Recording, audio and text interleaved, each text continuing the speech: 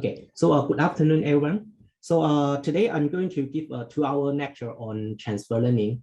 So here I will first give a definition of transfer learning, and then I will try to summarize different transfer learning methods into different categories. Okay, but please pay attention here is that for during this 2-hour lecture, I'm not able to go into the details of all the methods. Okay, so I will only summarize them into different categories and introduce some representative.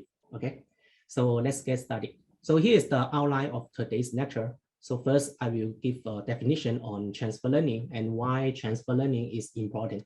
And then I will try to introduce different methods for transfer learning. Okay, so similar to other machine learning paradigm, so transfer learning is a relatively new machine learning paradigm. Okay, so the motivation of transfer learning is also based on humans' learning behaviors. So more specifically, transfer learning was inspired by humans' transfer of learning ability. Okay, so as you may know, human beings are always able to transfer knowledge learned in one context to another context, which share similar characteristics. Okay, so for example, so if a student has already learned C++ programming language, then he can learn Java quickly. This is because both of these two programming language are object-oriented. So therefore, they share a lot of common characteristics. Okay, so therefore, in the machine learning community, then transfer learning is referred to as the ability of a system to recognize and apply knowledge or skills learned in previous domains or tasks to novel tasks or domains, okay, which share some commonality. Okay, so before I give a formal definition of transfer learning in machine learning, so let's see some motivating example. Okay, so here is one motivating example. So suppose here our goal is to train a robot to finish a task denoted by T1 in an indoor environment denoted by E1 using some machine learning technique. Okay, so as you may know, to apply machine learning technique to solve this problem, then we need to first collect sufficient training data. Okay, so in this context, the training data includes the sensor readings to measure the environment as well as some supervision given by the environment or human beings. Okay, so this supervision can be labels provided by the human or the feedback from the environment. So with this sufficient training data, then we may able to learn a policy for reinforcement learning or a prediction model for supervised learning. Okay, then after we learn this policy or prediction model, then we can apply this prediction model or policy to in the same environment in the future. Okay, so okay, so now suppose here we have already spent a lot of time to collect sufficient training data.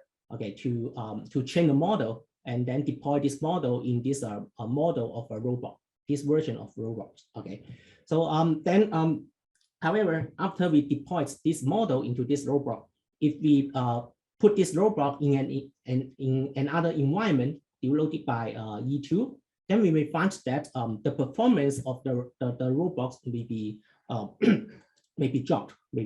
Okay, due to the difference in different environment. Okay. And also, if we try to ask this a robot to finish a similar task, but which is different from the previous one, T1, here we denote it by the T2. Okay, so you can find that actually this robot may fail to perform this task T2. Okay, so and even if we just want to upgrade the model of the robot, okay, so for example, if we want to deploy the model onto another robot, then we find that the performance would be dropped as well. Okay. So in this case, then how to solve this kind of environment adaptation, task adaptation, or new robot model adaptation problem? So a straightforward solution here is we can change the robot from scratch, okay, for new environment, for new task, or new robot model. However, in this case, that means we need to collect the sufficient training data from scratch, okay? So and also we need to train our model from scratch, which is expensive and time-consuming. Okay, so later on you will see is here we try to use a transfer learning technique to solve this problem. Okay, so this is one motivation on why transfer learning is important in practice. So let's take a look at another example. So here we use a Wi-Fi localization as a example of regression problems. Okay, so here with a mobile device indoor, then at each time stamp, then from this mobile device, then we can receive a signal strength from a set point which are deployed in this environment. So that means for each timestamp, we can collect a vector of a signal strength, which can be considered as a feature vector. Okay, now this is the input for the localization model. Then the output is the location of the mobile device. Okay, so because the location space is of a continuous values, so therefore this can be considered as a regression problem again, and can be solved by using a machine learning technique. Okay, so to use a machine learning technique to solve this problem, then we need to first hold a mobile device to collect signal strength as well as mark down the corresponding location in this environment. Okay, so after we collect sufficient training data, then we can train the localization model. And this localization model can be used to predict the location of a mobile device at any time. Okay, so however, based on our experiments, we found that the signal strength may change a lot over different time periods or across different mobile devices. Okay, so these are the contours of the signal strength values. Okay, from the same from different mobile device, and receive signal strength from the same access point over different time periods. Okay, so as you can see from this contour, we find that the values, or say the distribution of the signal strength values, would change or not over different time periods, even we use the same device. And also this distribution can be changed across different mobile devices. Okay, so in this case, so if we change a model by using a same mobile device in the same period and apply this localization model on the same mobile device in the same period, then we find that we can get very good performance in terms of the error distance. Okay, so for error distance, the smaller is the better.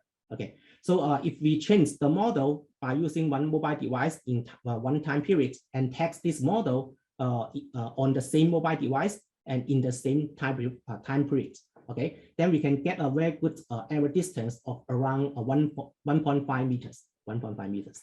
However, if we change the model by using one mobile device, and then we use this localization model to make prediction on the other mobile device, So in this case, we find that the performance will drop a lot in terms of the error distance, because the error distance here is increased from 1.5 meters to 10 meters. Okay, so intuitively, the performance is dropped. The drop of the performance is because the distribution of the data changed across different devices.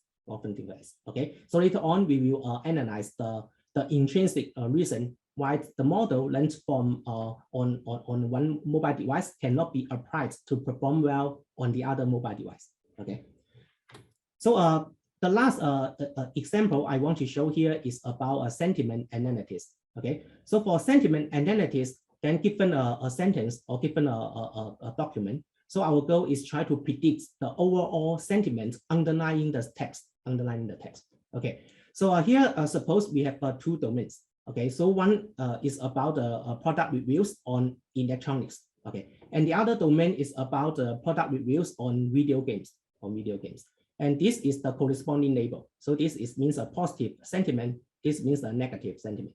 So as you can see here, actually in different products, or say on different domains, users may use different words to express their opinions. Okay, so as a result, so based on our experiments, so if we change a sentiment classifier from one domain and then text this sentiment classifier on the same domain, then we find that we can put a reasonable performance in terms of classification accuracy.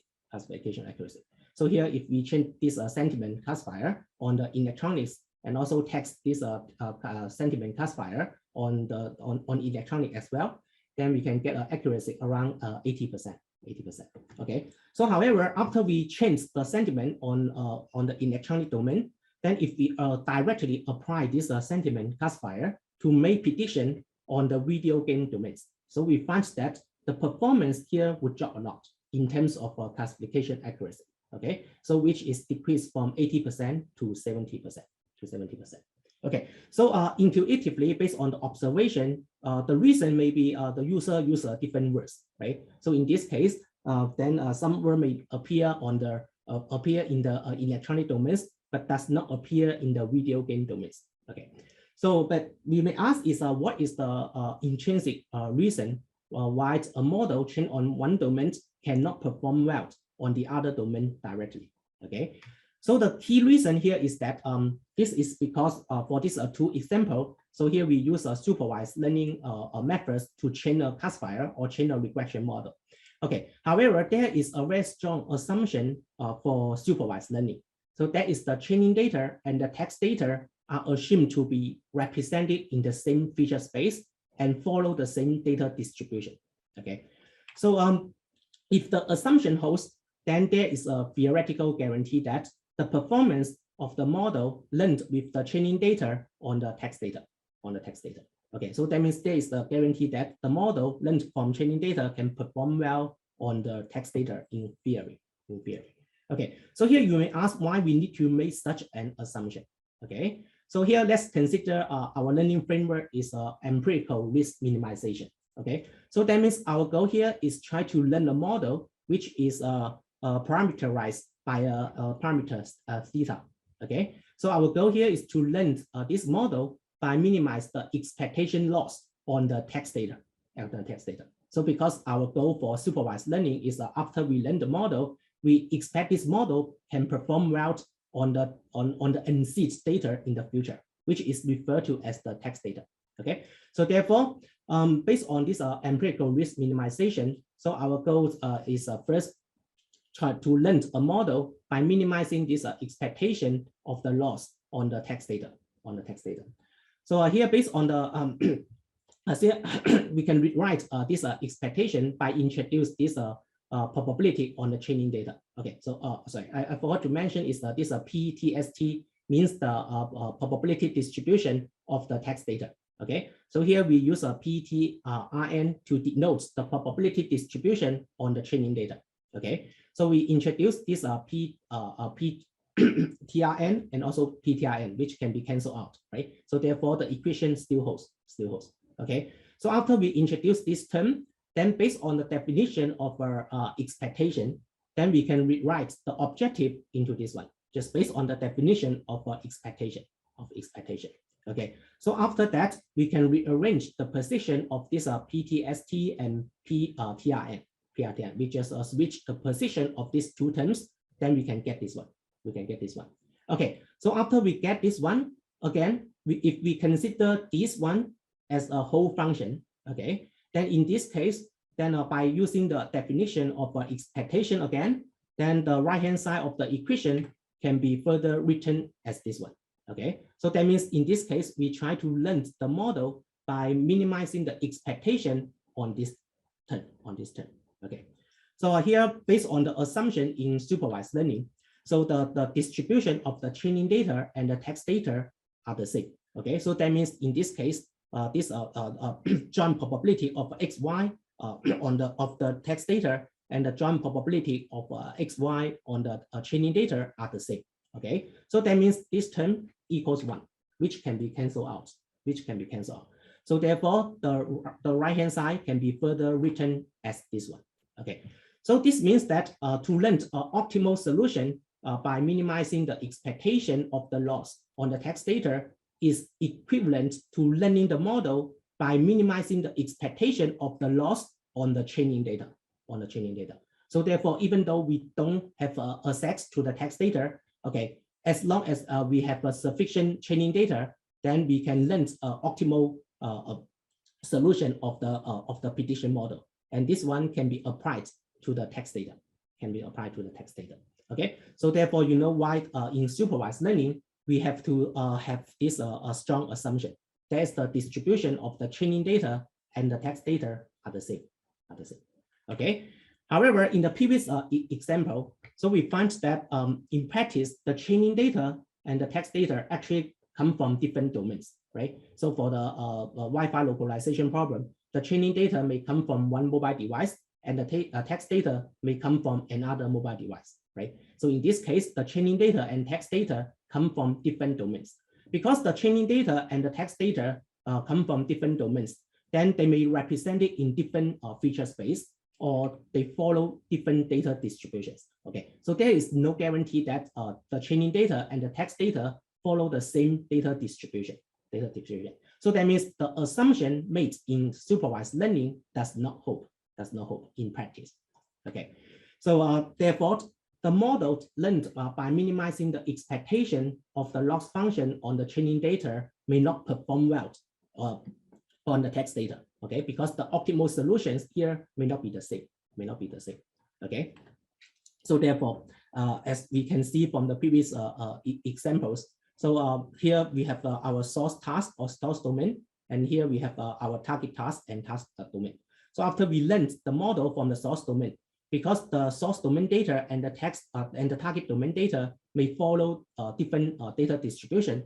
So as a result, if we apply this model directly to make prediction on the target domain, then the performance may be poor. Okay, so in this case, what about the machine have the transfer learning ability? Okay, so in this case, then we may be able to adapt the learned model from the source domain to make a precise prediction on the target domain. Okay, so this is the motivation of transfer learning in the machine learning community. Okay, so suppose we given a target domain. Okay, so if we don't want to collect the data from scratch, okay, so we want to make use of some existing source domain data or existing source domain model, then we can try to develop transfer learning techniques to adapt the model to be used on the target domain. So this is the key motivation of transfer learning in the machine learning community. Okay, so more specifically, so given a task domain or task, transfer learning aims to first identify the commonality, or say the common knowledge between the target domain and the previous domain. So the previous domains is referred to as a source domain. Okay, it can be multiple source domains. Okay, so this is the first step, is to identify the commonality between the target domain and the previous domains. Okay, so after we identified the commonality, then we may try to make use of this commonality to transfer the knowledge from the previous domain to the target domain, such that human supervision on the target domain can be dramatically reduced. So that means for every target domain, we may only require the human being to provide a little supervision. Okay, then we can automatically transfer knowledge from the previous domains to learn a strong classifier. Okay, so this is the objective of transfer learning specifically. So here I use this figure to show the procedure of this transfer learning to show the procedure of transfer learning. So here, suppose we have a target domain or target task. Okay, so in the target domain, suppose we are able to collect some unlabeled data. Okay, and also in some cases we may able to collect a few label instances. Okay, then also we have the so-called source domain. So it can be one source domain, can be multiple source domain. So in this source domain, then we have already collected sufficient training data. And then the goal of transfer learning is try to analyze the commonality between the source domain and the target domain, and then develop transfer learning algorithms to try to adapt the model from the source domain, okay, to be used on the target domain. So our target is still try to learn a precise model which can work well on the target domain. But here we try to make use of the source domain data for help. Okay, so this is the objective of transfer learning.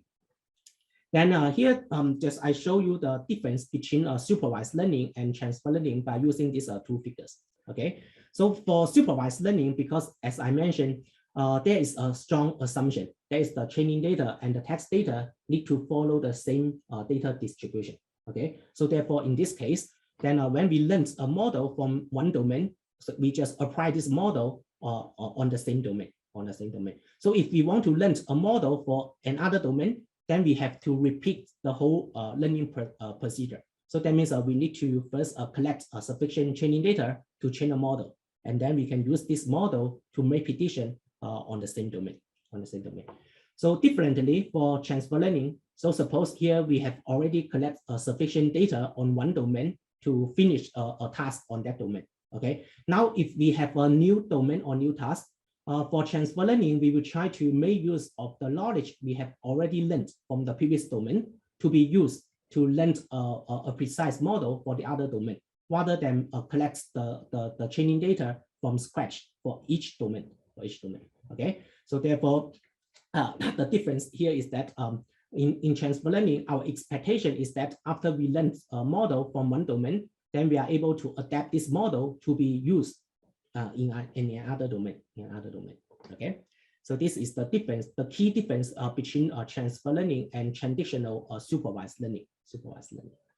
Okay, so based on different machine learning problems, then transfer learning can be further classified into transfer learning for reinforcement learning problems or transfer learning for classification or regression problems.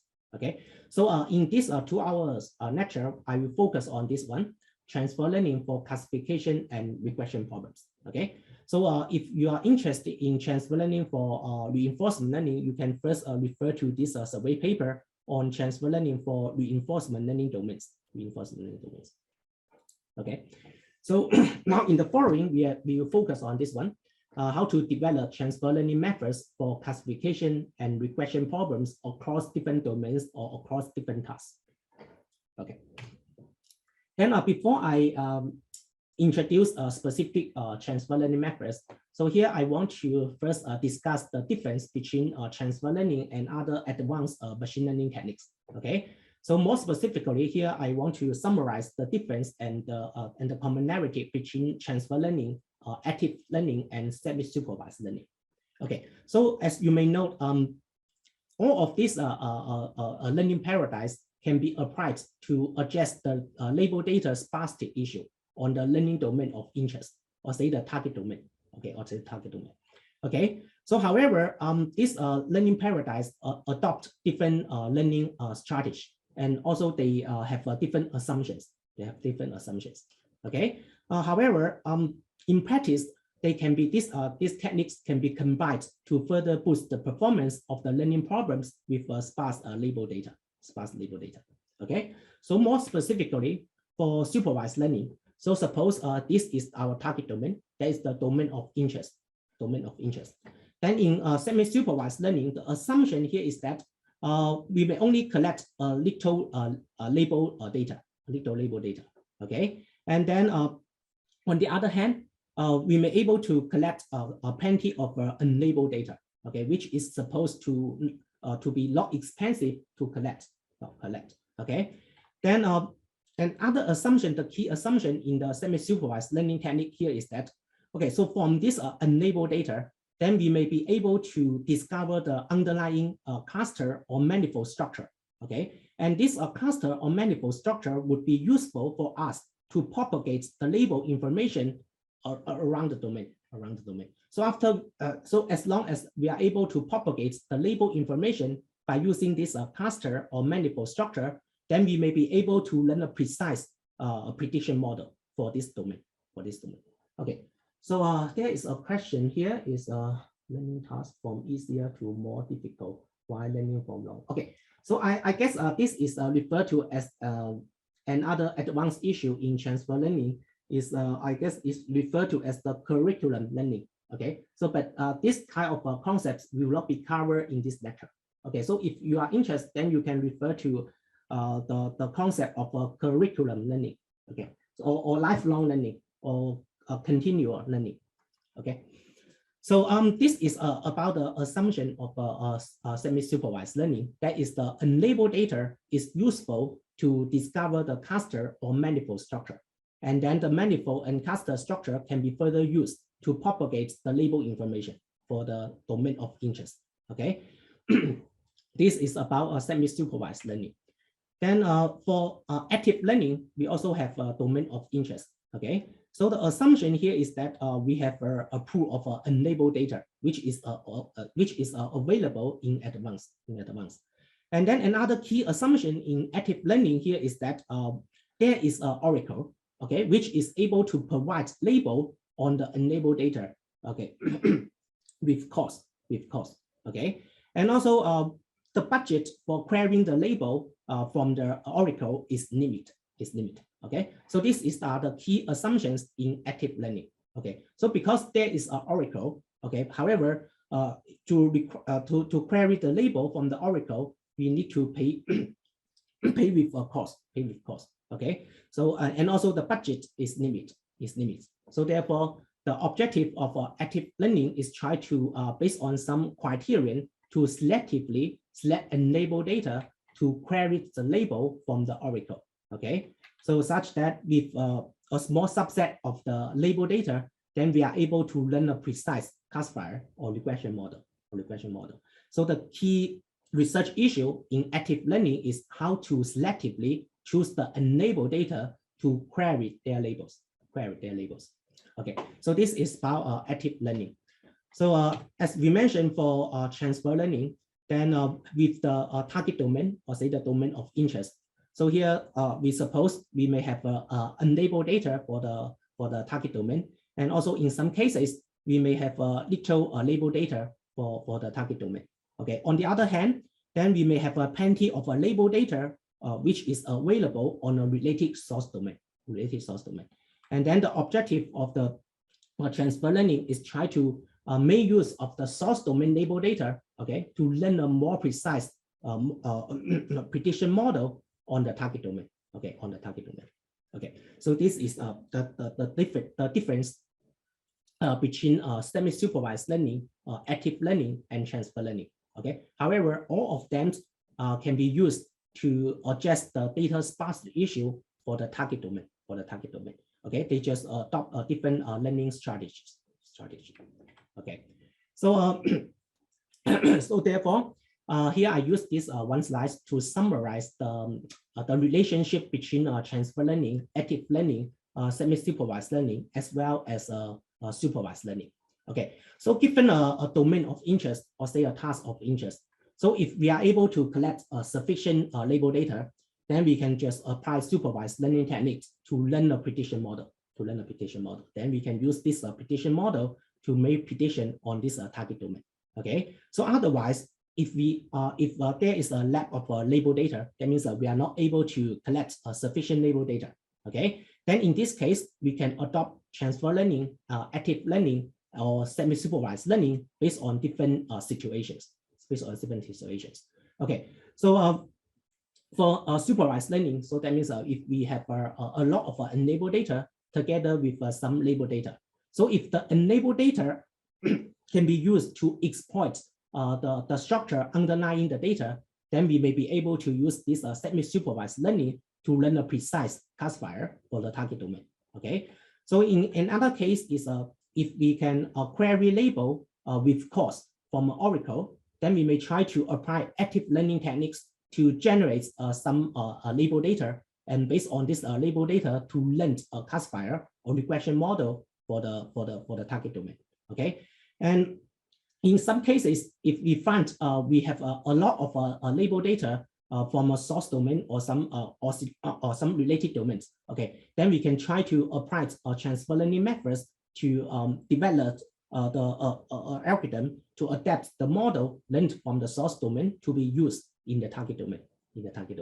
Okay, so this is the relationship between supervised learning, semi-supervised learning, active learning, and transfer learning. Okay. So last, I want to discuss a little bit on the difference between transfer learning and multitask learning. Okay. So on the left-hand side here, this is the procedure of transfer learning. So here we have a specific target domain. That is the domain, or say the task of interest. Then on the other hand, we already have some a lot of label data on the source domain in advance. So the goal of transfer learning again is try to exploit the commonality between the source domain and the target domain, and then we make use of this commonality to transfer the knowledge from the source domain to the target domain. So that means our focus is try to learn a precise model for this single target domain. Okay, so on the left-hand side, this is the procedure of a multitask learning. So different from transfer learning, then here we don't have the so-called source domain. Okay, so instead, we may have a multiple target domain. We have target domain. Then for each target domain, we may only have a few label training data. Okay, then the goal here is, again, we try to exploit the commonality among all the target domains and make use of this commonality to boost the performance of each target domain. Okay, so as you can see here is the key difference is in transfer learning, we have the so-called source domain or source task. Okay, so we don't care about the performance of the source domain or source task. We only care about the performance on our target domain or target task. Okay, so that means our goal here is try to transfer the knowledge as much as possible from the source domain to improve the performance of the target domain. However, in multitask learning, because we don't have the so-called source domain, so every domain or every task here are referred to as our target task. Okay, so for each task, we want to learn a precise model individually. Okay, but rather than learn this model independently, so we still want to exploit the commonality between these tasks or domains, and then make use of this commonality to improve the performance for each task. Okay, so this is the key difference. And then the similarity between transfer learning and multitask learning is that our goal here is still want to exploit the commonality among different tasks. So that means we want to generalize the performance across different tasks or different domains. So this is the similarity between transfer learning and multitask learning. And because here we have the source domain, while in multitask learning, we don't have the source domain. So the detailed learning methods would be slightly different. Okay, so because the objective here is we want to make sure the performance for all the tasks need to be improved. However, in transfer learning, we only focus on this target task. We don't need to care about the source domain or source task. Okay, so this is the difference between transfer learning and multitask learning. Okay, so and also based on the feature space, then we can further classify transfer learning into different settings. So if the feature space of the different domains are homogeneous, okay, then we refer to the transfer learning problems as a homogeneous transfer learning. Okay, so for example, for the sentiment classification, so if we consider different product as different domains, okay, so even though the customers may use different words for different products, okay, but they are all in English. So we can consider their feature space are homogeneous. So on the other hand, so if we consider the sentiment classification across different languages, so for example, the source domain is the product product reviews in English, and then the target domain is the product reviews in German. Okay, so in this case, then we can consider the feature space are heterogeneous. And then the corresponding transfer learning problems are known as heterogeneous transfer learning. So this is just some advanced transfer learning settings. So in this lecture, we will focus on this homogeneous transfer learning problems. Okay. So before I go into the specific research issues and as well as introduce the different transfer learning methods. So any questions so far regarding the definition and motivation of transfer learning? So is there any, okay, so the question here is there any difference between transfer learning and domain adaptation? Okay, so good. So let me use this example. Okay, so here you can consider domain adaptation as a special case of transfer learning. Okay, so usually for domain adaptation, the task is the same. So for example, for sentiment classification, so our goal is still want to learn a sentiment classifier to predict the overall sentiment polarity to be positive or negative. Okay, so therefore, in this case, we consider the task is the same. Okay, just the domains would be different. one domain would be referred to as one product, and the other domain would be referred to as another product. Okay, so we call this a domain adaptation. Domain adaptation. So for transfer learning, then in some cases, then the task can be different. The task can be different. So we use the robot as an example. So for example, the source task is to change the robot to open a door. Okay, and then the target task is to change to ask the robot to close the door. So in this case, the tasks are different. The tasks are different. So this is considered as a transfer learning example. It's not a domain adaptation example. Okay, so in one sentence, then domain adaptation can be considered as a special case of transfer learning. Okay, so another question is transfer learning similar to self-supervised? Okay, so for self-supervised learning is usually in the standard setting of self-supervised learning, you only have the information for the domain of interest. Okay, so you don't have any assumption that you may get information from a related domains. Okay, so this is the key difference. So of course, you can use a self-supervised learning technique to develop transfer learning methods. So please pay attention is transfer learning is a learning paradigm. It's not referred to as any specific machine learning methods. Okay. So can we use a common loss function across different? Yes, you can use a common loss function.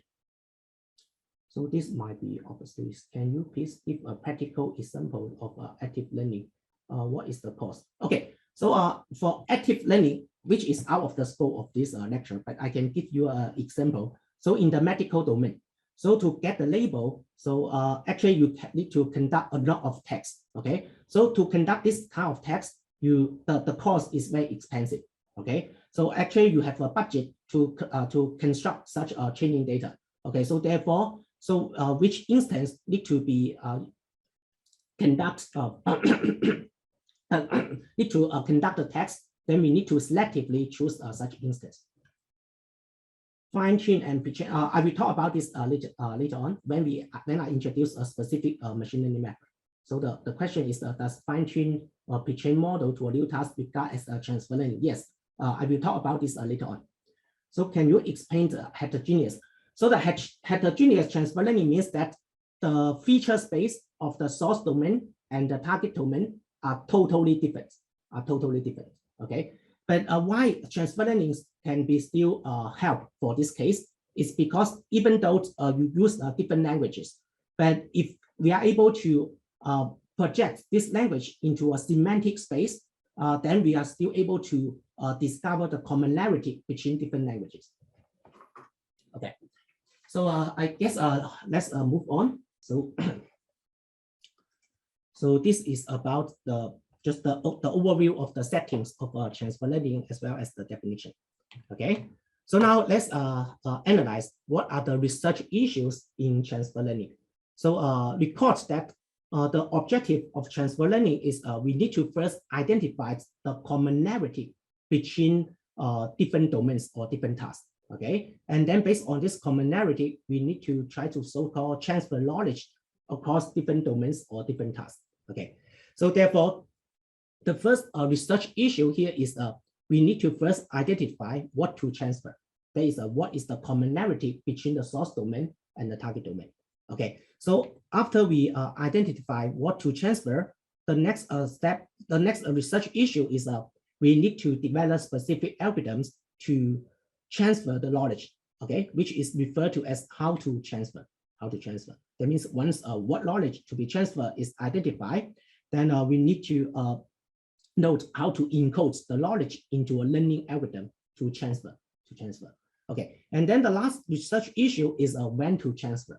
When to transfer. So that means under what situation transfer learning can be safely performed to transfer knowledge across different domains or different tasks. Okay. So the first two research issues is referred to as how to develop a transfer learning methodology, right? So to develop a specific transfer learning methods, we need to first assume what are the commonality between the source domains and the target domains. Okay, and then based on this commonality, how to transfer the knowledge. So these two research issues are related to how to develop transfer learning methodologies. Okay, and then the last issue here is related to the transfer learning theory. Transfer learning theory. Okay, so what to transfer actually defines what type is the transfer learning approach. Transfer learning approach. Okay, so we will base on what to transfer to summarize transfer learning methods into different categories, and then we will go through different categories later on. Okay, and then how to transfer is related to a specific transfer learning approach. Transfer learning approach. Okay, and then when to transfer is try to ensure a safely transfer and avoid a negative transfer. Okay, so here negative transfer means that so by transferring the knowledge from the source domain, sometimes the performance of the target domain or the target task may be dropped. Okay, so that means this kind of knowledge transfer actually hurts the performance of the target domain or target task. Okay, so we refer this as the negative transfer. Okay, so when to transfer is try to analyze how to ensure that the transfer is always safe. So now based on what to transfer, then here I summarize different transfer learning methods into 4 categories. Okay, so instance-based approaches, feature-based approaches, parameter-based approaches, and relational approaches. Okay, so what are these 4 categories of approaches? Oh, sorry. Okay, so for instance approaches, then the knowledge to be transferred corresponds to the weights of attached to the source domain instance.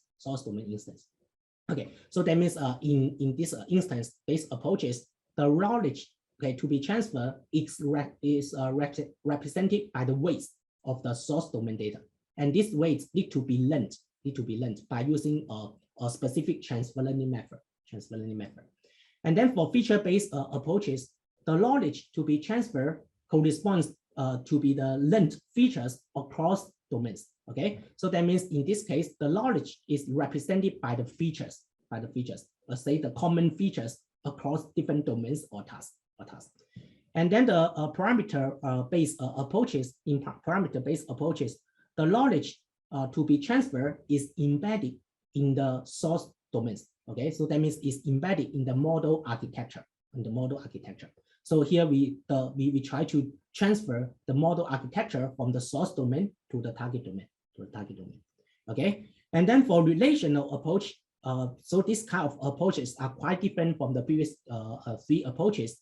It's because in relational approach, we focus on the relational domain. So that means the instance are not IID. Okay, so the instance may have a relationship with each other. Okay, so in this case, the knowledge to be transferred corresponds to the rules specified the relations between instance in the source domain. So we will go into the details for each categories later on, one by one. Okay, so let's first take a look at these instance-based transfer learning approaches. So the general assumption under these instance-based transfer learning approaches is that the source domain and the target domain have a lot of overlapping features. Okay, and these overlapping features have a similar scale of values. So in other words, that means here we assume the source domain and the target domain share the same or similar support. Okay, so you note that in the early stage of transfer learning, so researchers were focused on developing instance-based transfer learning approaches. But later on, we find some limitation of this instance-based transfer learning approach. There is a strong assumption that the source domain and the target domain have to have the same or similar support. However, in practice, this is not true. Okay. So, but anyway, let's first go through the high-level idea of instance-based transfer learning approaches. Okay. So for instance-based transfer learning approaches, we can further classify these approaches into 2 categories. So the first category is besides this general assumption, we need to make another strong assumption, is that the conditional probabilities of the source domain data is the same as the conditional probability of the target domain data.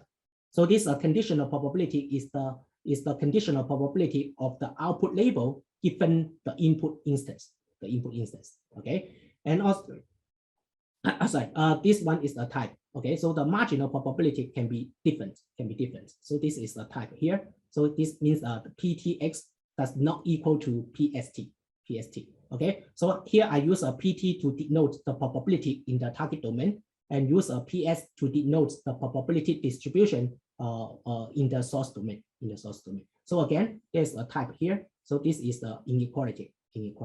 PTX does not equal to PST, okay?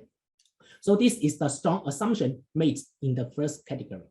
And then for the second category is we don't have any assumption on this conditional probability of Y given X across different domains, So that means in the second categories, the conditional probability can be different across different domains, okay? So let's first take a look at the first category, okay? So here we assume the conditional probabilities are the same, and the marginal probability can be different across the source domain and the target domain. So record that based on the learning framework of empirical risk minimization, then given a domain of interest, then our goal is try to learn a model by minimizing the expectation loss on the target domain, okay, on the target label training data, However, because for the target domains in the setting of transfer learning, we assumed that we only have a field or even with node label data in the target domain, okay? So therefore, we are not able to optimize this optimization problem directly. So again, then we can rewrite this objective, okay, the minimization by introduce the probability distribution in the source domain, okay. So after we introduce this, then similar to the previous case, then we use the definition of expectation.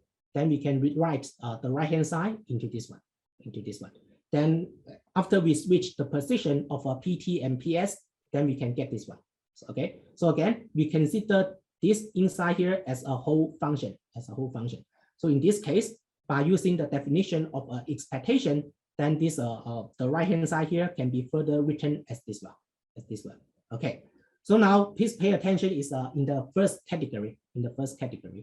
Then we note that the marginal probability across domains can be different, but the conditional probability of Y given X are the same across different domains.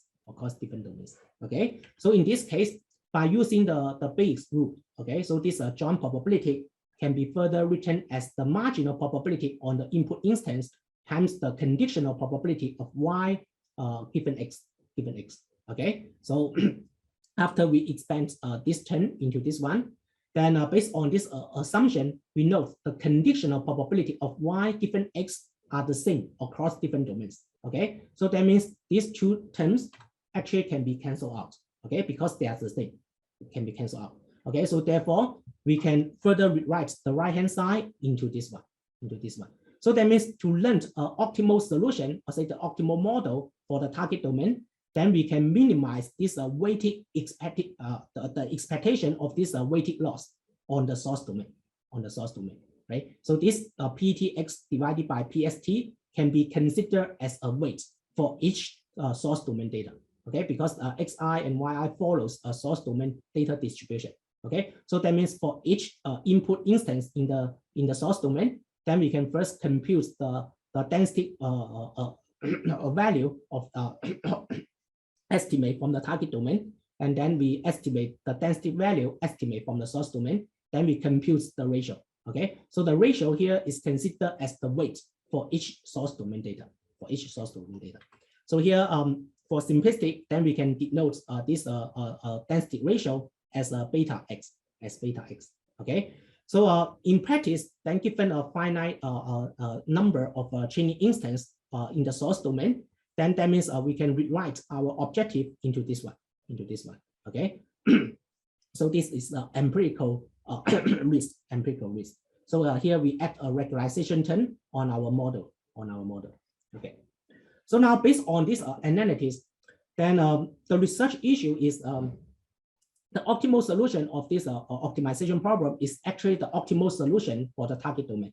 Okay, so as long as we are able to estimate this weight for each source domain data. Okay, so this weight is actually the ratio of the density function. Okay, so pay attention is that this density function is only for the input instance x. Okay, without the label information, So therefore, in the target domain, because we suppose in the target domain, we are still able to collect some unlabeled data, right? So by using this unlabeled data, we can use any density estimation method to estimate the density function for the target domain. And then for the source domain data, we can use the source domain data to estimate the density function, right? So after we estimate the density function for the target domain as well as the source domain, then for any source instance, then we can compute this ratio. Okay, so this is a straightforward solution. Okay, however, in this case, as you may know, is the density estimation is also a difficult task, especially in the high dimensional space. So if we first estimate the density for the source domain and the density for the target domain, and then compute the ratio, then the errors introduced in the density estimation problem may be propagated to the ratio estimation. So therefore, rather than estimate the density PT and PX, so here we may try to estimate this ratio directly, rather than consider this as a two-step approach. So how to do it? Then in the literature, especially in this book, there are a lot of methods which has been introduced to estimate the ratio of this one. This is referred to as the density ratio. Okay, so here I just introduced one representative to show the high-level idea on how to estimate this ratio directly. Okay, rather than estimate the density function independently and then calculate the density ratio. Okay, so here because we have already denoted the ratio here by this beta x. Okay, so we can consider this beta x as a function. Okay, so the input of the function is the source domain instance. Okay, and then the output is the ratio of the density function between the source domain and the target domain. Okay, so because this is a function, then we can further assume this function can be approximated by the linear combination of a set of a base function. Okay, so psi here is a base function. So suppose here we have already we use RBF functions, okay, to construct such a set of base function. Okay, and then alpha here is the weight of each base function. Okay, then beta is a linear combination of this base function. Okay, so this psi, the base function is given. Okay, however, alpha is a learning parameter. Okay, which need to be updated in training. Okay, so that means to estimate this ratio, now we translate the problem to learn the value of alpha. Because as long as we note the value for alpha, then we note how to construct this function beta x. So that means we know how to compute the weight for each source domain data. Okay, so based on this assumption, then beta is equal to this one. Then in this case, the density function on the target domain, PTX, can be approximated by beta x times px, because beta here is approximation, right? So therefore, after we compute the product of beta x and pxx, then we can get approximation of the density function in the target domain. So here we denote this PT bar as the approximation of the density function based on beta x. Okay, and beta x is defined as the linear combination of the base function. Okay, so now because this is the estimation or say the approximation, and this is the ground truth. Which is unknown. Okay, so pay attention is the density function here is unknown. Okay, so however, as a PT is a ground truth and PT part is a approximation, then we are able to construct some laws. Okay, so for instance, we can use the KL divergence laws.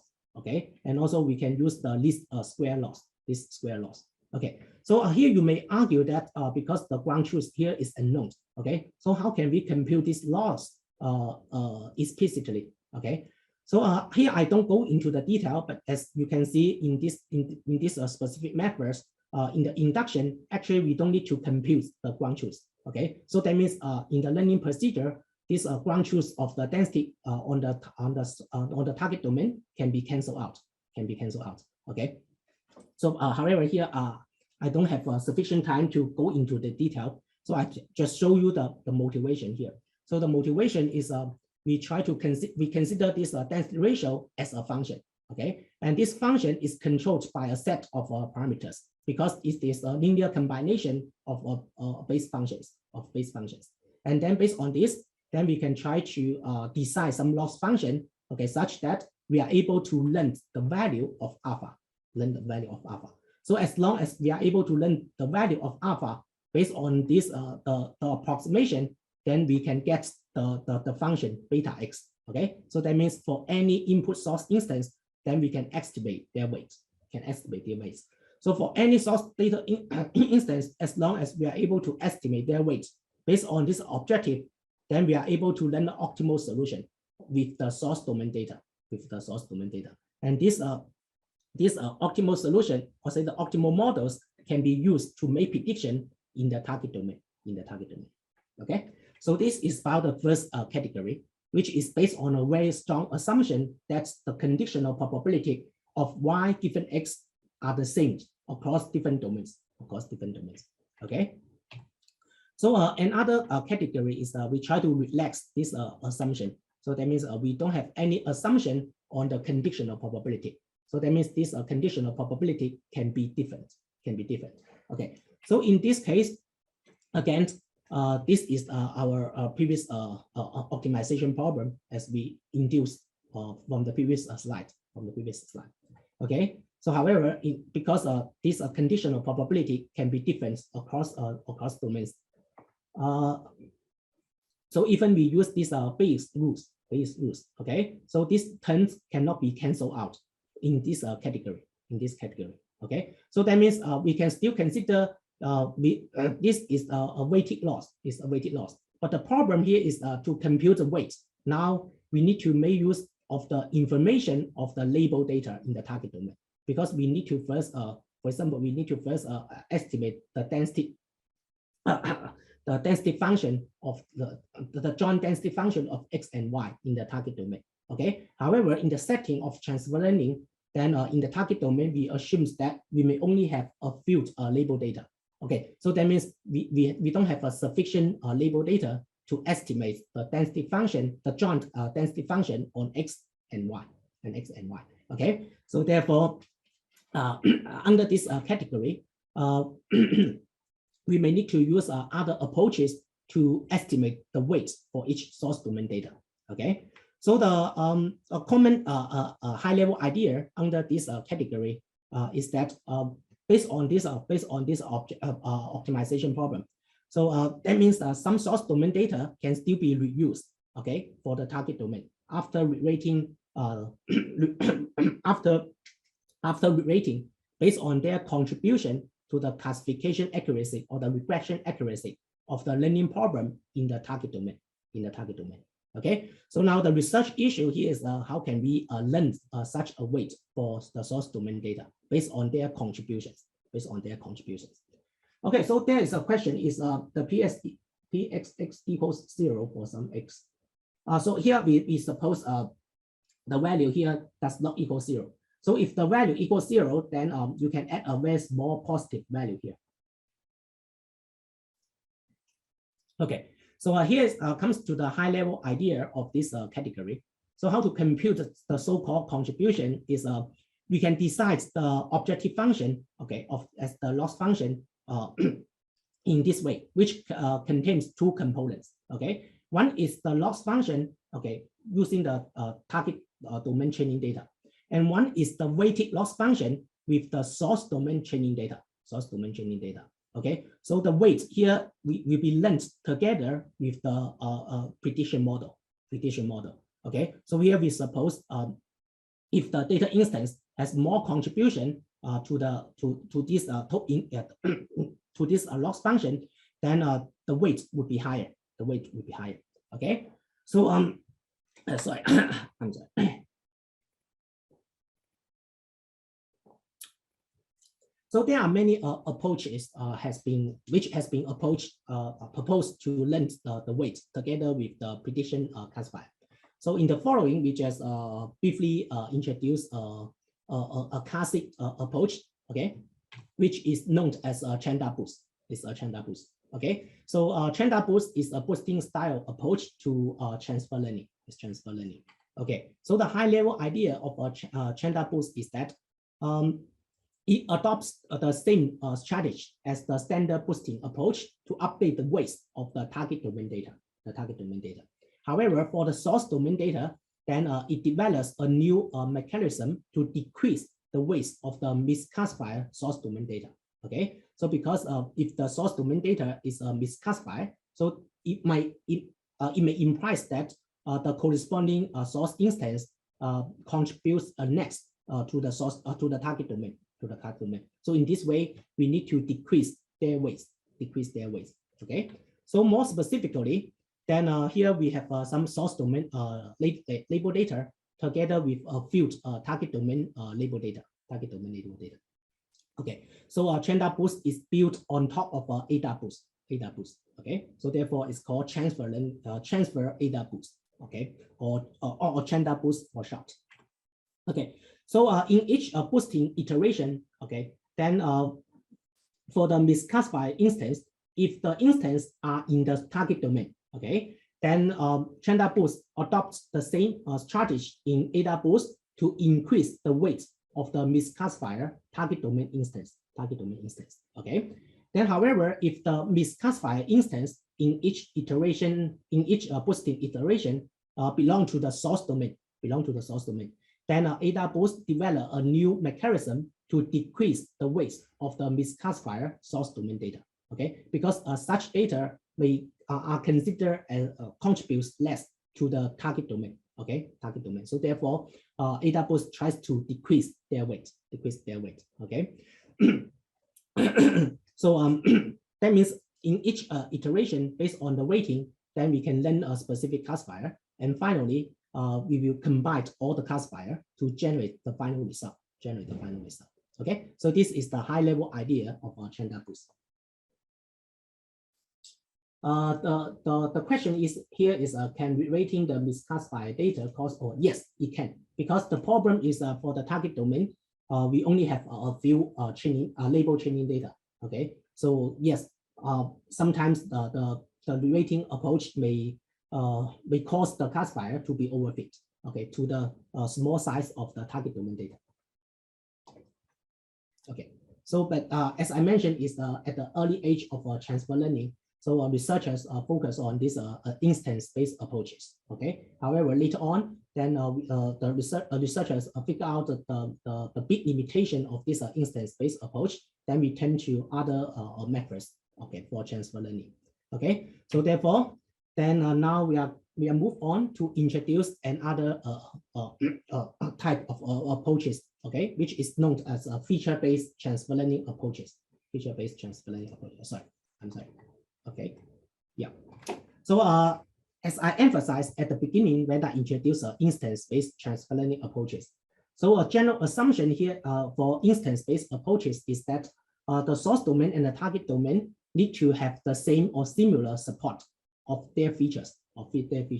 However, in practice, the source domain and the target domain may only have some overlapping features. Okay, so in the extreme case is for sentiment classification. Okay, for different domains, some words may only appear in one domain and do not appear in another domain. Okay, so in this case, so that means we have some non-overlapping features. Okay, so for the case we have some non-overlapping features, then instance-based approaches do not work. Okay, so therefore we need to look for other approaches. Okay, to adjust the problem. So here we introduce this feature-based transfer learning approaches. Okay, so rather than rate the source domain data to be used for the target domain, so in feature-based transfer learning approaches, so the high-level idea is try to learn a transformation, okay, of the source domain and the target domain, and then to map by using this transformation to map the source domain and target domain data into a common latent space. So that means we try to transform the original feature space of the source domain and the target domain and try to discover a common latent space. Okay, so the expectation here is that in the latent space, the difference between the source domain and the target domain can be reduced. Okay, so therefore the downstream learning problems can be performed in this latent space. Okay, so based on this high-level motivation, then you can find out that a key research issue is for feature-based transfer learning approaches is how to learn such a transformation to map the source domain and the target domain data into a common space such that their difference can be reduced.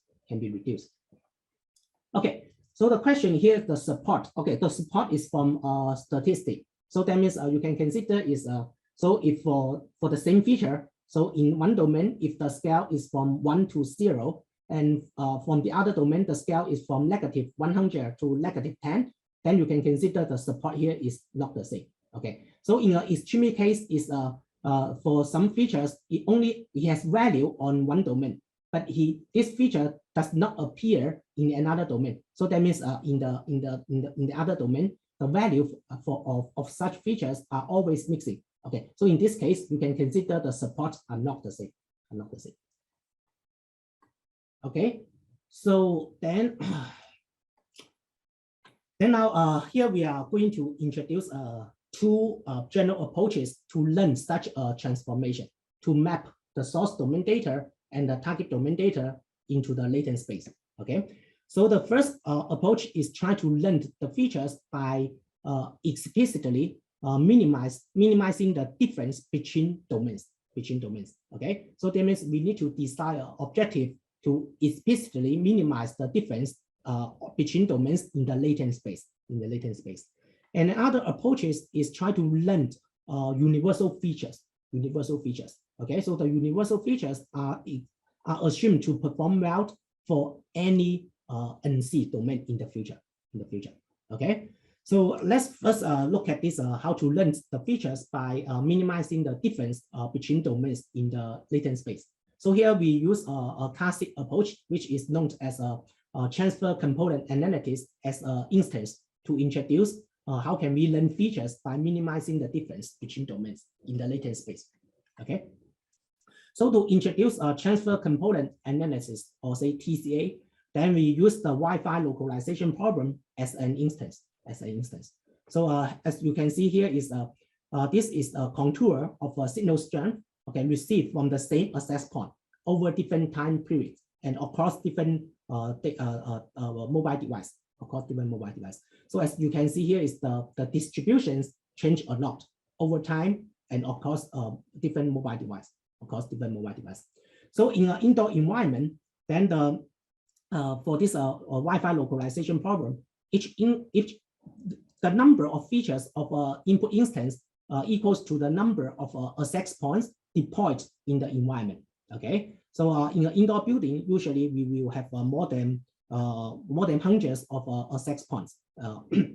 Okay, so therefore each instance can be considered as a high-dimensional instance. However, this high-dimensional observation may be controlled by a small number of latent factors. Okay, such as the temperature, the signal properties, power of access point, building structures, and so on. Okay, and also because for this kind of a localization problem, then we do localization in the same building. Okay, so therefore they should share a lot of common factors across the source domain and the target domain. Okay, so here the source domain can be referred to as a one time period, and the target domain is referred to another time period, or the source domain can be referred to as a one type of device, and the target domain is referred to as another type of device. Okay, but because we do localization in the same building, then these two domains share some latent factors. Okay, so however, some of these latent factors may be time dependent or device dependent. Okay, so for instance, the temperature, the power of access points may be time dependent. Okay, so because of these time dependent or device dependent latent factors, then the distribution of the received signal strength may be changed over time or changed across different mobile device. Okay, so on the other hand, some some latent factors may be time independent or device independent. Okay, so in this case, these factors do not cross the data distributions across different domains. Okay, so therefore, the intuition here is that if we are able to discover such time or device independent latent factors, and then we use these latent factors to represent the source domain and target domain data, then the difference between the source domain and target domain can be reduced. And then the latent space is referred to as the spanning of this space of these latent factors. Okay. However, here we need to pay attention is that among these so-called time independent or device independent latent factors, some of them may be principal components. So that means they can preserve the variance or say the data properties as much as possible. Okay. While some of them may be just noisy components. Okay. So that means they fail to preserve the important properties such as the variance of the original data. So in this case, if we decide the learning algorithms to learn the transformation by only minimize the distance between distributions, then we may map the data onto the noisy factors. Okay. So as you can see here, so suppose X2 is a noisy factor. However, if we map this two-dimensional source domain and the target domain data onto the axis X2, then the distance between the source domain and the target domain data can be minimized. Okay. However, as X2 is just a noisy data, so that means if we use X2 to represent the source domain and the target domain data, then we may fail to capture the important property of the source domain and the target domain data. Okay, which is not helpful for us to learn a classification later on. Okay, so therefore, here comes to the high-level motivation of a transfer component analysis, which aims to lengthen the transformation to map the source domain and the target domain data to a latent space spanned by the latent factor. Okay, such that the domain difference can be reduced, and also at the same time, some data structures is preserved. Okay, so therefore, here is the high-level optimization problem for TCA. So in the objective, we aim to minimize the distance of the between the source domain and the target domain in the latent space. Okay, so here phi is a transformation to map the source domain data and the target domain data into the latent space. Then after we do the transformation, then we expect the distance between distributions of the source domain and the target domain can be reduced. So therefore, our objective is try to minimize this distance. And this one, the second term here is just a regularization term on this transformation. And also, in order to preserve some important properties of the original data for the downstream classification or regression problem, then we need to add some constraints on the transformation, okay, to avoid the case that we map the data onto the noisy components, okay. So here in TCA, so we adopt the technique of maximum mean discrepancy, or MMD for short, okay, to measure the distance between distributions in the latent space. Okay, so what is this MMD? Okay, sorry, let me drink water. Sorry.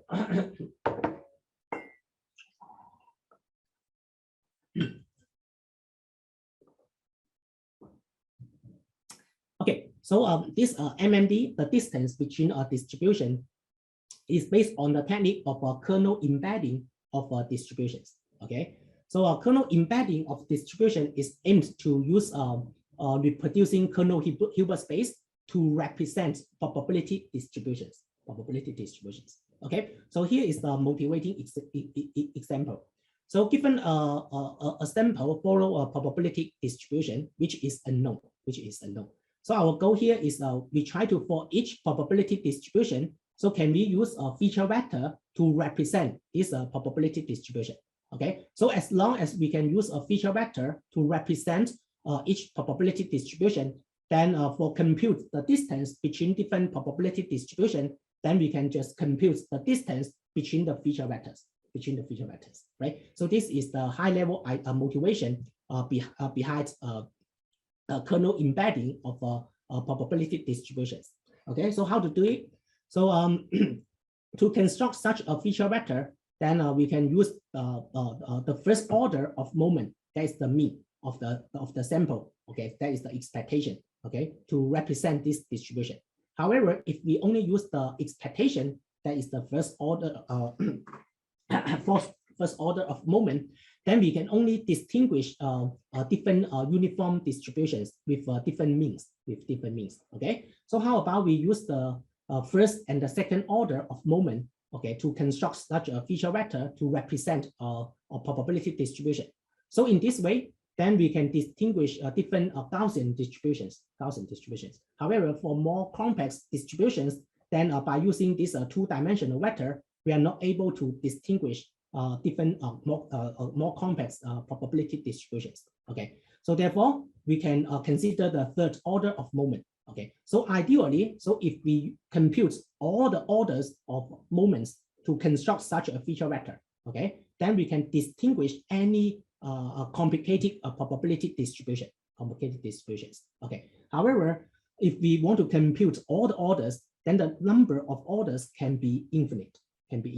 Okay, so that means we are not able to compute this feature vector of infinite dimensions explicitly.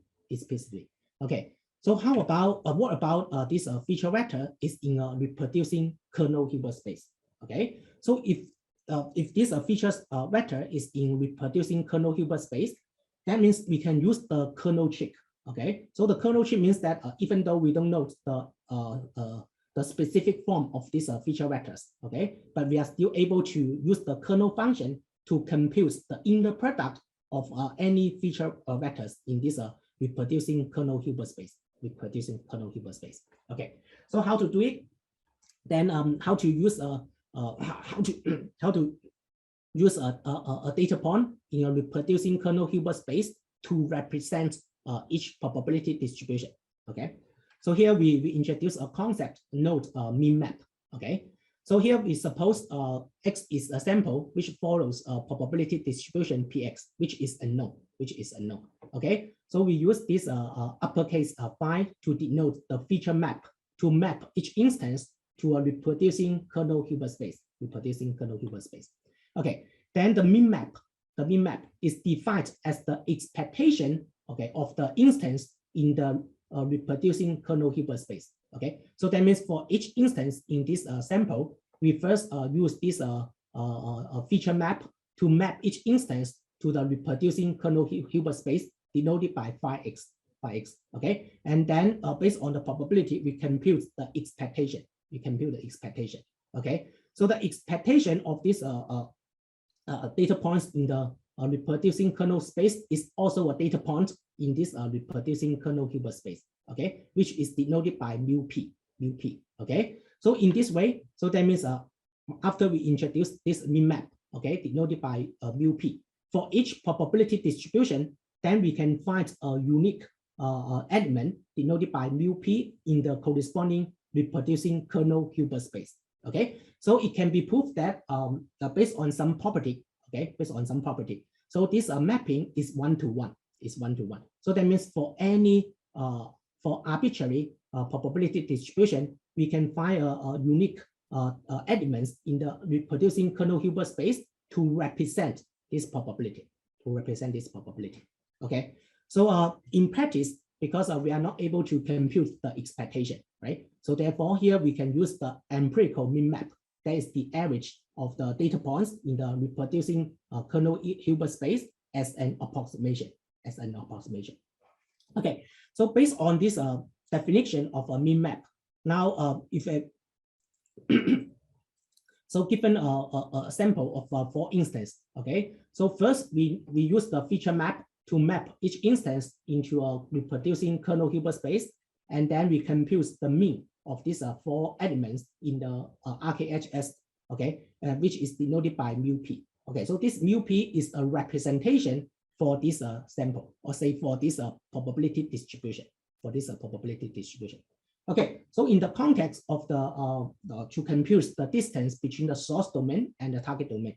Okay, so here we consider this as the source domain, So we first compute the min map, okay, the empirical min map denoted by mu ps. Okay, so this is the element in the reproducing kernel Hilbert space. Okay, then for the target domain, we also first map each instance by using the feature map to the reproducing kernel Hilbert space. Okay, and then we also compute the min map, Okay, so that means this element is the representation of this sample, or say this probability distribution PTX. Okay, then the distance between these two elements is actually the distance between these two distributions PX and PT. Okay, so therefore this distance is known as the MMD, maximum mean discrepancy. Okay, which can be used to measure the distance between these two distributions PX and PT. Okay, in practice is referred to as the distance between their representations in the reproducing kernel Hilbert space. Okay, so now let's see how can we apply this to TCA to measure the distance in the latent space, because we caught that in the high-level optimization of TCA, then our goal is after we project the data into the latent space, we expect that the distance between distributions in the latent space of the source domain and the target domain data can be minimized. Okay, so to minimize the distance, we first need to know how to compute the distance. Okay, in the latent space. Okay, so based on this context, then suppose here we use this lowercase phi to denote we map the instance into the latent space. Okay, so this is the latent space of our interest. So we try to learn this latent space to reduce the distance between the source domain and the target domain. Okay, so after we map this instance into the latent space, then also for the target domain data, we also map the instance into this latent space. Okay, so after we do this transformation into the latent space, now we need to compute the distance between distributions of the source domain data and the target domain data in the latent space. So how to do it? Then we can compute the MMD, the maximum mean discrepancy. Okay, so to compute the MMD, that means we need to project this instance in the latent space to a reproducing kernel Hilbert space. Okay, so for the source domain data, okay, so we use the feature map to map to the reproducing kernel Hilbert space, and then we can compute his empirical mean. Okay, so similarly for the target domain data in the latent space, we also map this transform target domain data to the RKHS, to the same RKHS. Okay, so now we can compute their empirical means respectively.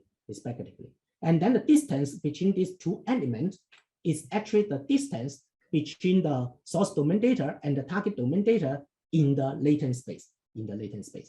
Okay, so the question is how can we determine the kernel function?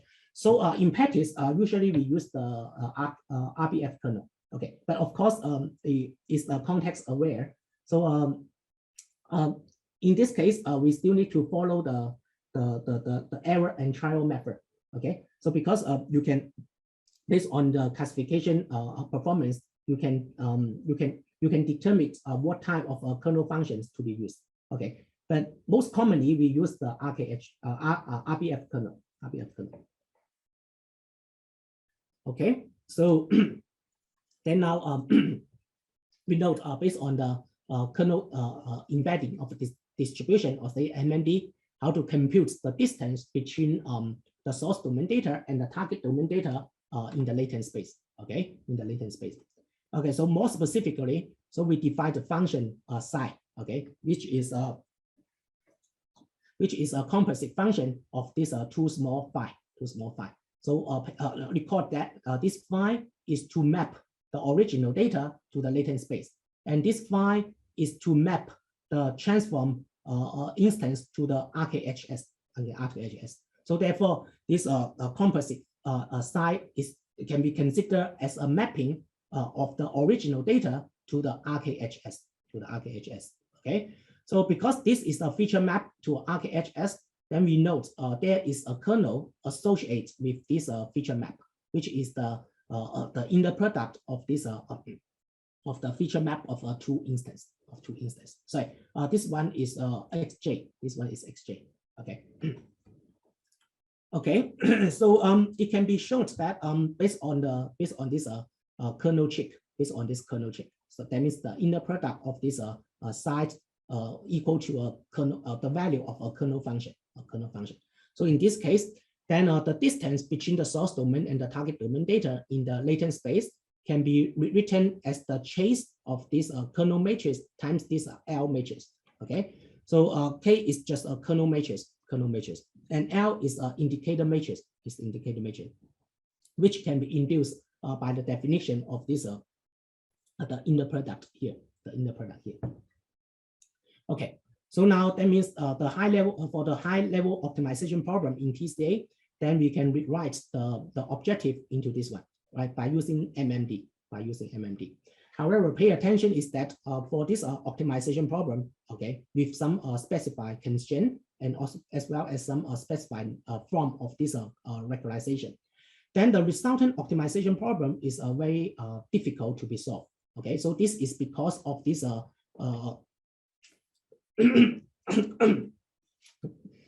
this is a composite function, because of this composite function.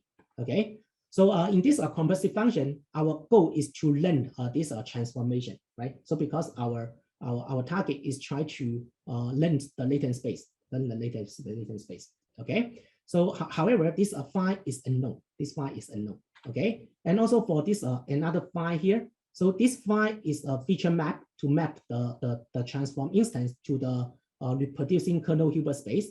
And this feature map is implicit. Because we use the kernel check, then we don't need to specify the form for this feature map. Okay, so phi is implicit and can be highly nonlinear. Okay, so in this case, so that means this psi actually can be considered as a highly nonlinear function of phi.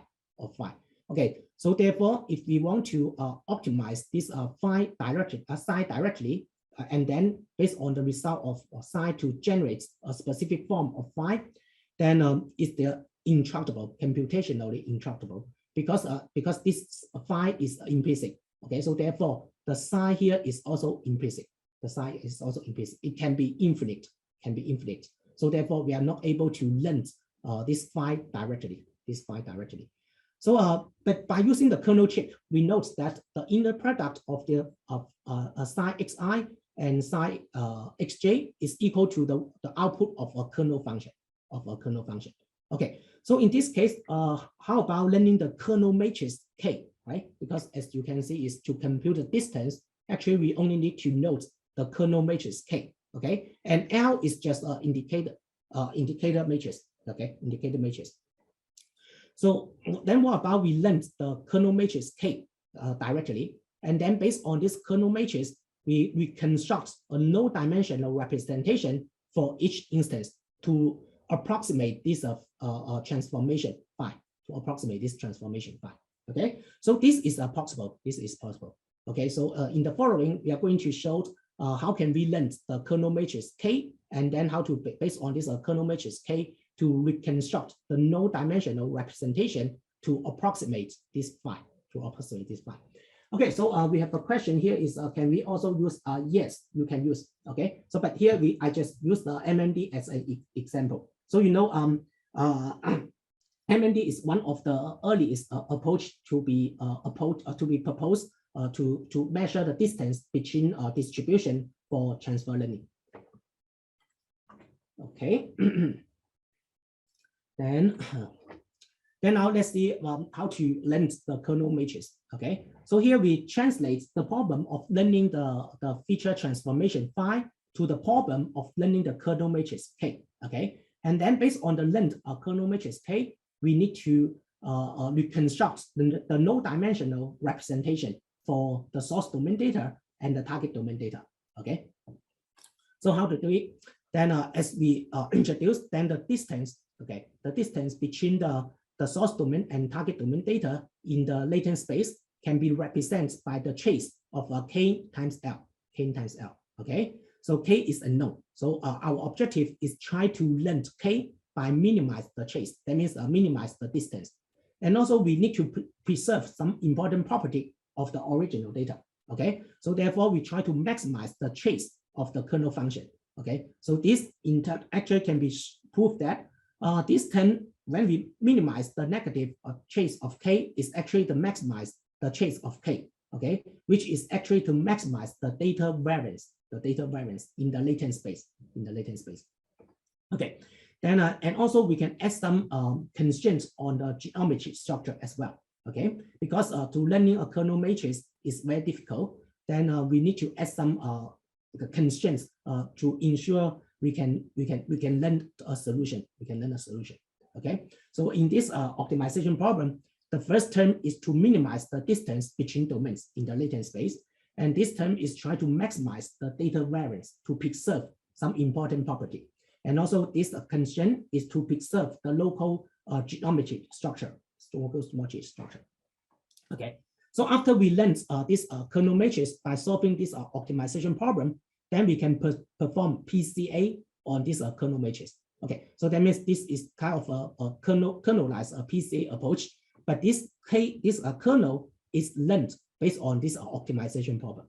Okay, and this the goal of this optimization problem is try to minimize the distance between the source domain and the target domain data in the latent space, and as well as to preserve some important property of the original data. Okay, so after we perform PCA to K, that means we can construct some low-dimensional representation for both the source domain data and the target domain data. However, in this, even though in this way we are able to approximate the this transformation phi, okay, by learning the kernel matrix K and then perform PCA on K. Okay, so there are some limitations. So first is this optimization problem is a so-called semi-definite programming optimization problem, which is very expensive.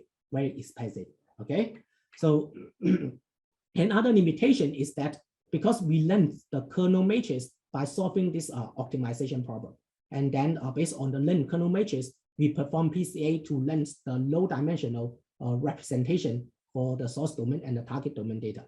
Okay, so the whole procedure here is a transductive learning procedure. Okay, so that means it cannot generalize to the unseed instance. Okay, so for instance, if we have an unseed instance in the target domain, so to find the low-dimensional representation for this new target domain data, we need to reconstruct this kernel learning optimization problem and solve it, and then apply PCA to find the low-dimensional representation for the new target domain data. Okay, so therefore it's transductive. And also because here this is a two-step approach, right? So we first learn the kernel matrix, and then a PCA is post-process on the learned kernel matrix to discover the low-dimensional representation. Okay, so some important information may be discarded. Okay, so here we also have okay, how can we determine? Okay, so this is the hyperparameter.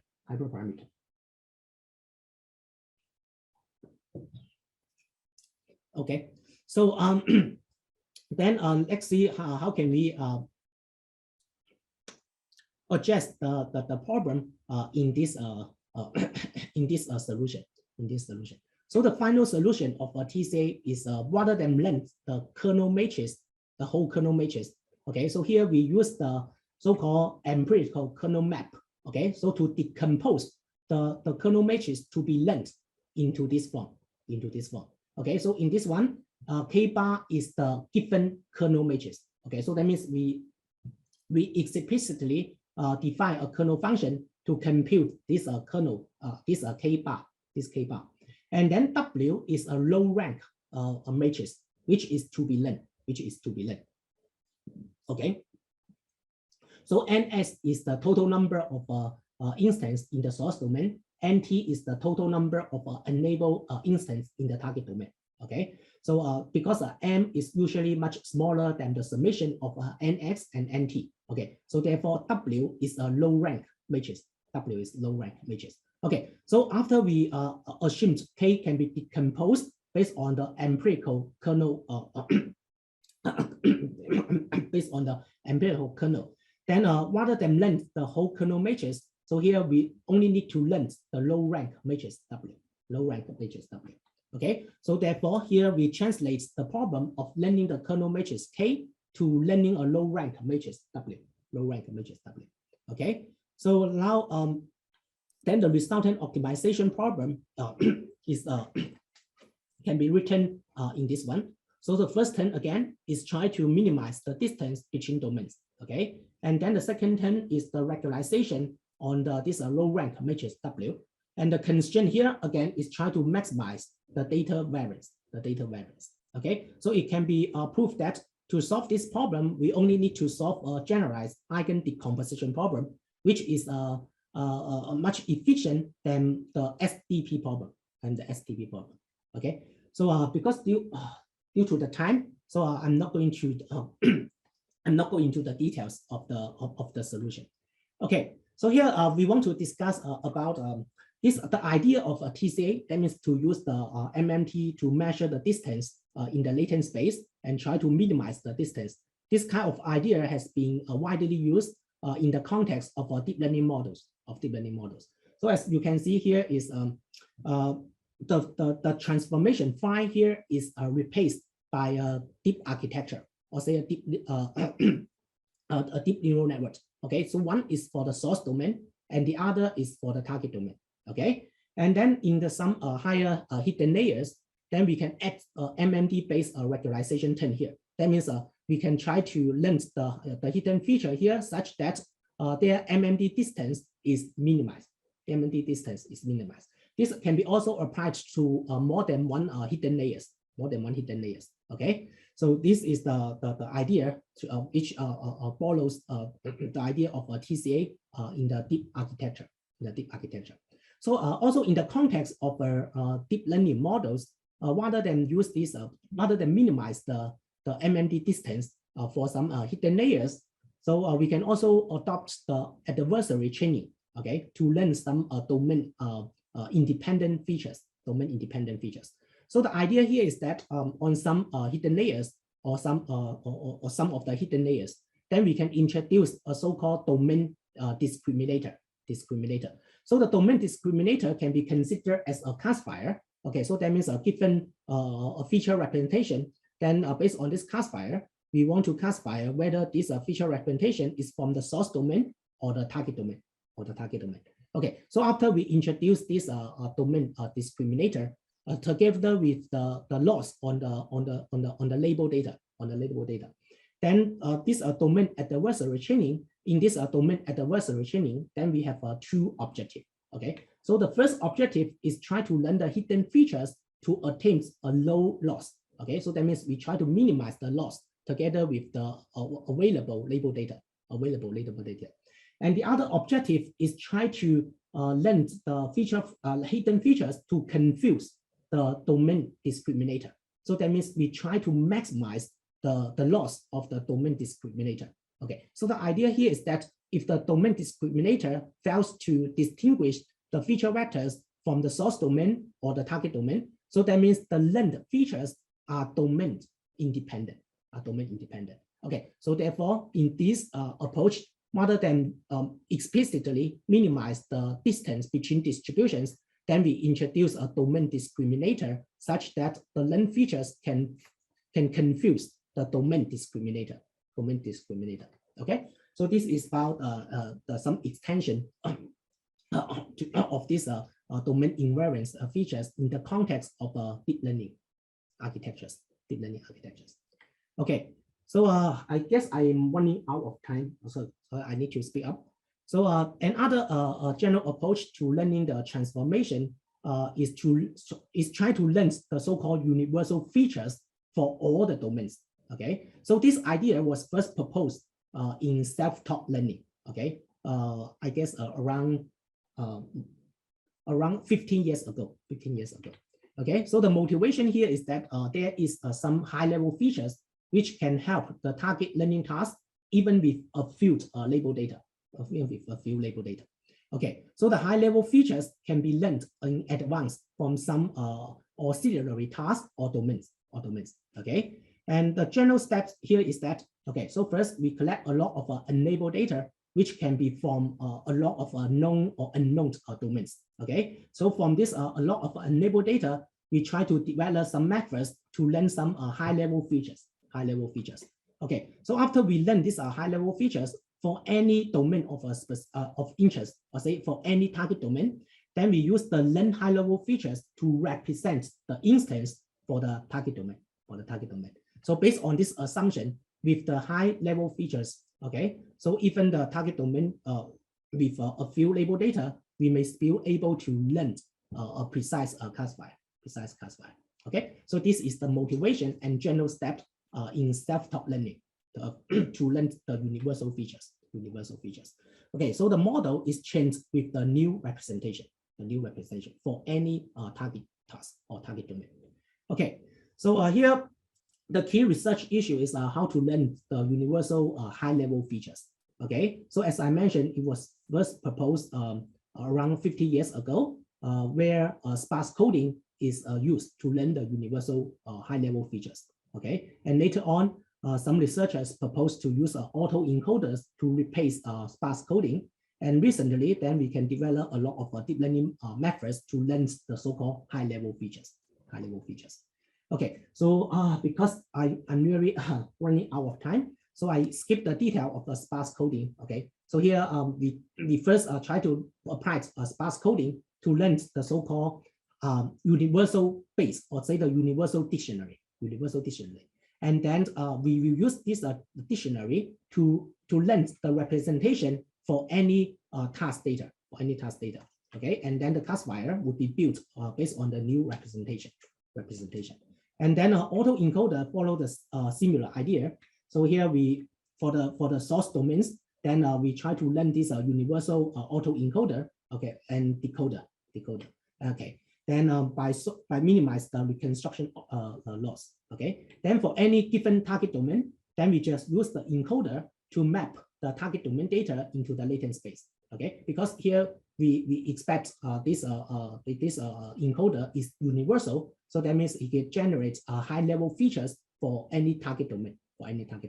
So after we map the instance into the latent space, then we can, based on this latent space together with the label information, to train the classifier.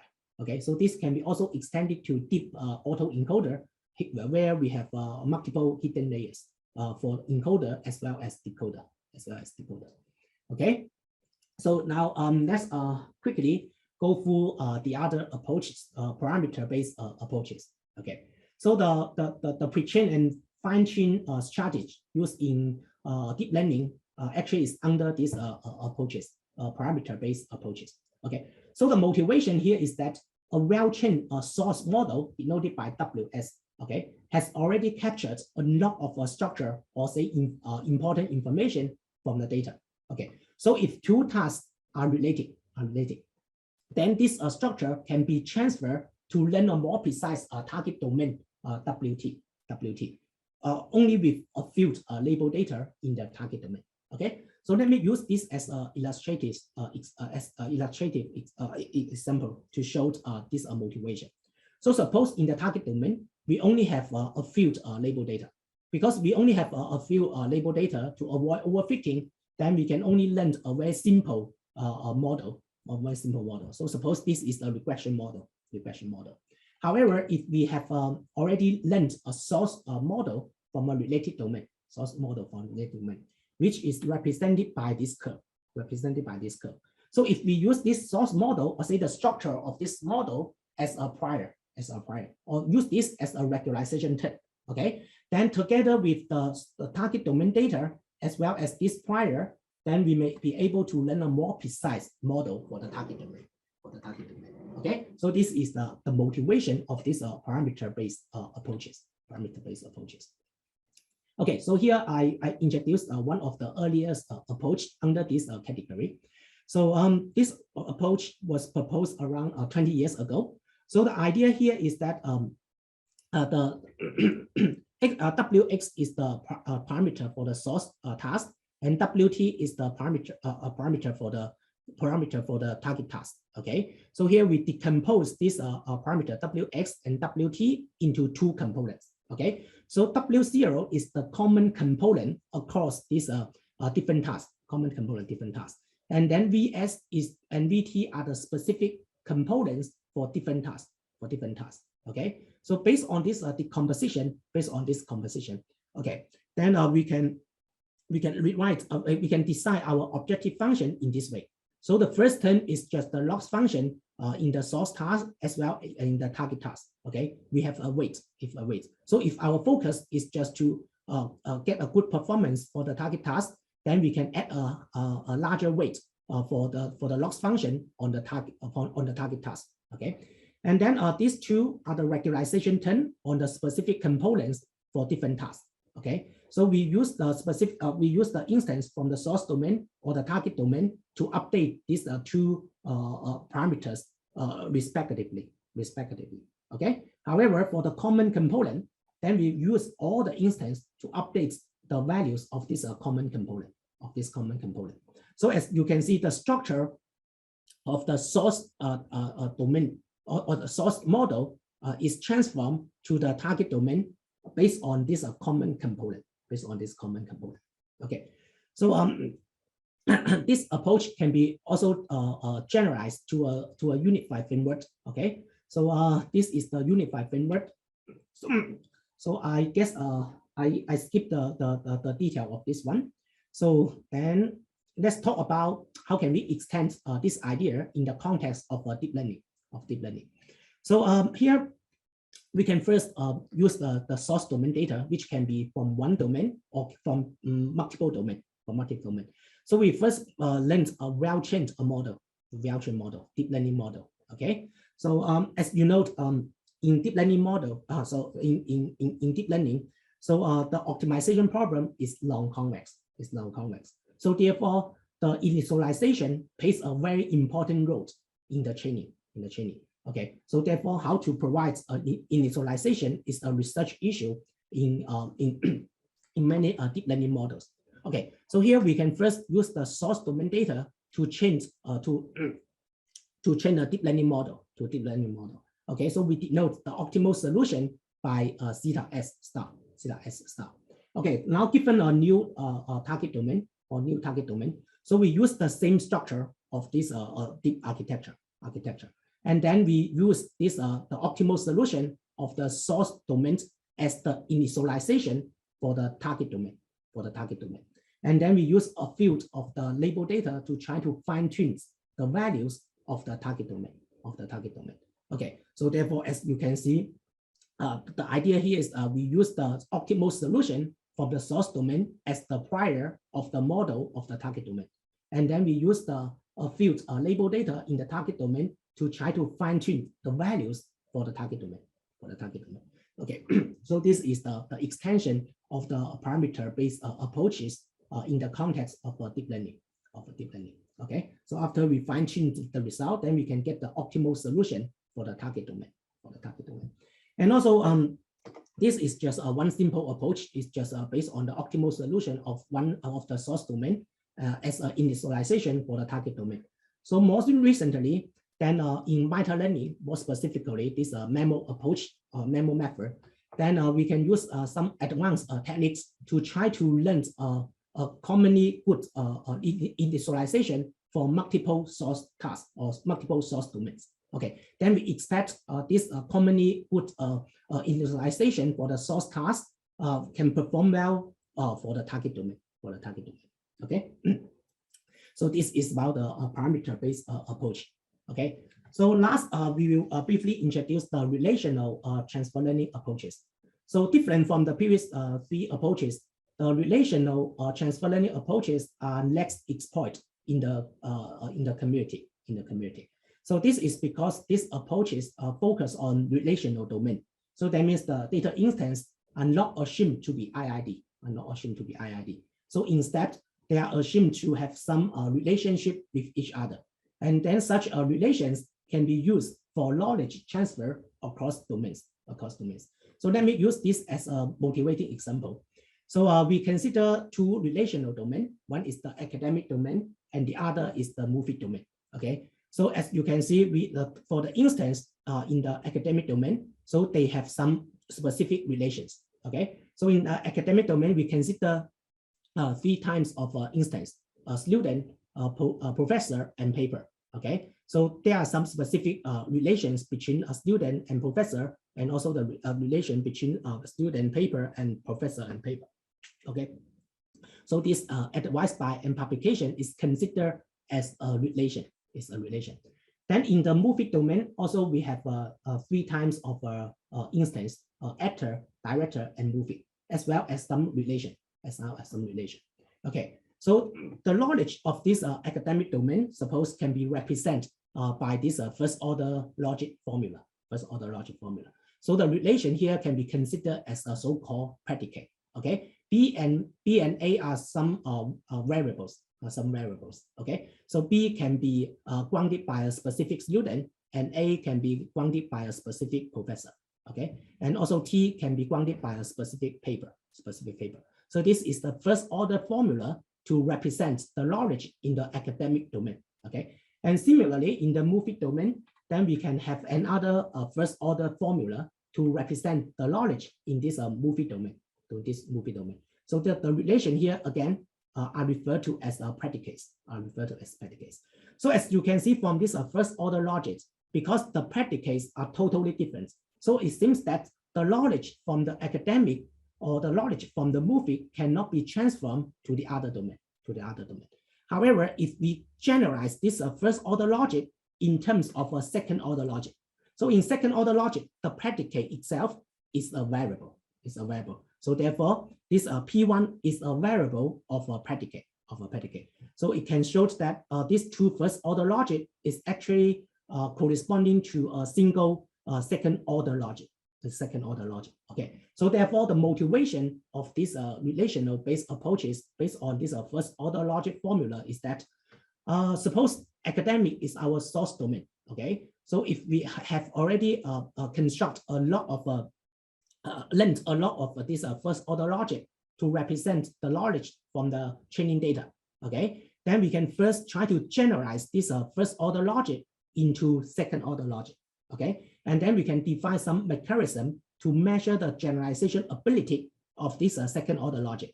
Okay, and then we can select the top K second order logic to be used in the target domain.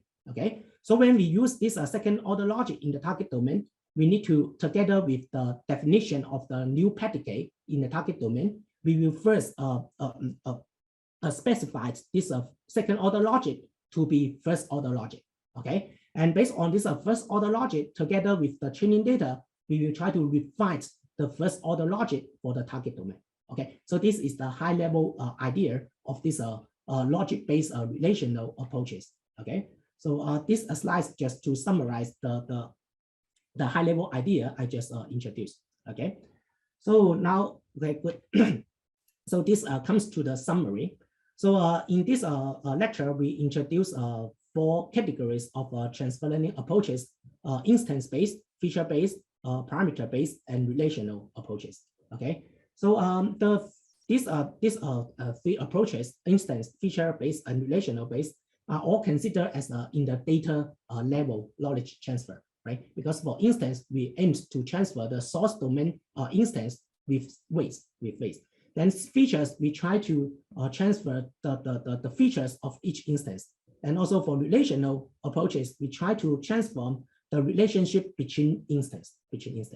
And then the parameter-based approaches can be considered as to transfer knowledge in the model level. That means we try to transfer the model structure across different domains or different tasks. Okay.